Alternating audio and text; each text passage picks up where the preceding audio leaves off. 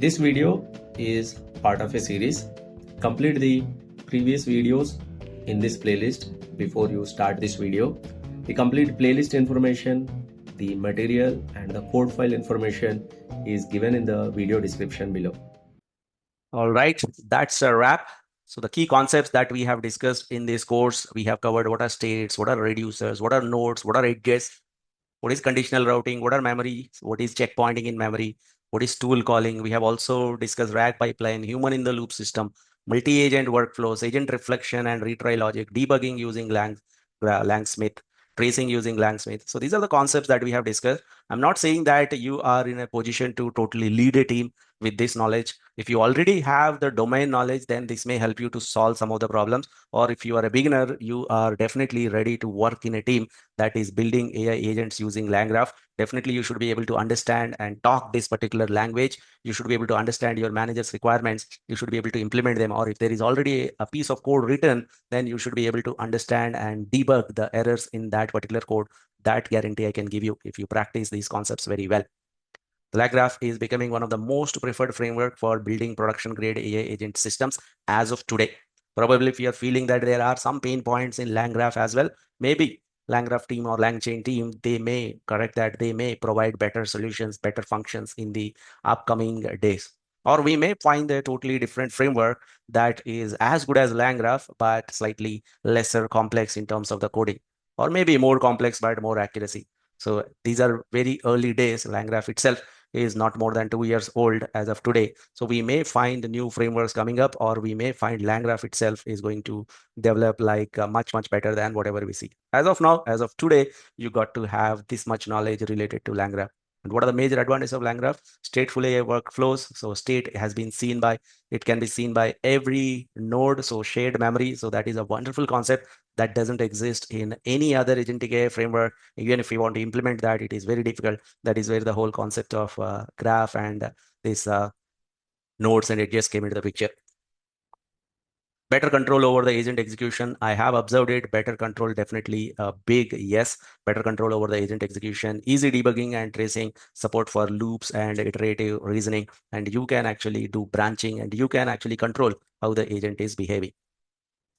So that is a conclusion to this course. If you ask me what are your next steps, I would say build your own AI agent using LangGraph with tools, memory, conditional workflows. Probably in future, I will add more and more videos as and when the development happening around LangGraph. I will also add more videos related to some of the projects. Maybe I will try to give you some of the reference links to some of the interesting projects, some of the reference links to other courses. Maybe if you're finding my course difficult to follow, then I'll try to suggest few other courses that you may like, or I'll try to give you some other GitHub project resources so that you can practice it further. You can also go ahead, do that, try to build your own AI agent using LangGraph, try to use LangGraph since it is guided course. Everything looks so simple if I'm giving you the code, but when you start coding from scratch, that is where you will feel the real pain. Practice as one advanced projects like RAG systems, SQL agent, multi-agent system we have seen, try to take it to the next level. You can also take it into the deployment. We haven't discussed deployment here. We are looking at it from the ML or the data science point of view. You can also go through that ML engineer point of view. You can go for deployment using FastAPI, Streamlit, or Docker. That side also you can experiment if you have already good knowledge of those. But for now, immediately what I suggest is go through some of the projects available, go through some other examples available on LangGraph. And I'm pretty confident that I have taken you until that point where you should be able to understand any large project file code that has been prepared by anyone. If it is in the LangGraph framework, you should be able to follow this. You should be able to understand this. You should be able to make some changes, customize it, and solve your particular problem. So that is it. I will see you next time around. Well, that is it with the course. We have discussed multiple examples, multiple case studies. I hope you have learned something useful out of this course. I hope that you can take the learnings from here. You can create a couple of projects and try to show them on your portfolio, or you can create a couple of projects that will help you to strengthen this understanding. Maybe in future, whenever there are updates, I will also try to upload a couple of projects, interview questions. I will try to make this playlist much more dynamic. As of now, I request you to complete these 12 examples and a couple of assignments that I have given.